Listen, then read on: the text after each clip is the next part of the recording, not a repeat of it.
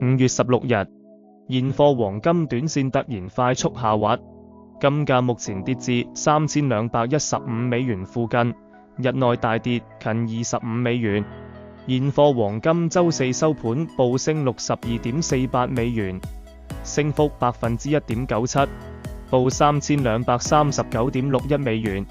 金價目標走高，但短期內看升潛力有限。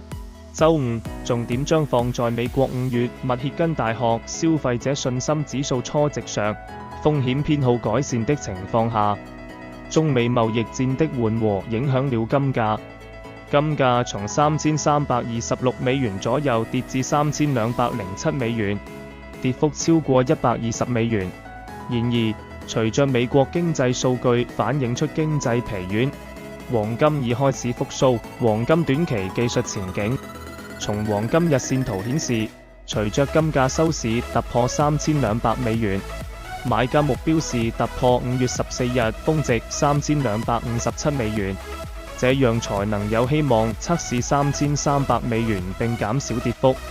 然而，正如相對強弱指數 RSI 所描繪的那樣，勢頭有利於進一步金價下行。考慮到這一點，應該提醒交易者，持續的反彈可能是對持續下跌趨勢的修正。另一方面，如果金價回落至3200美元下方並收市低於該位，則預計將進一步下行。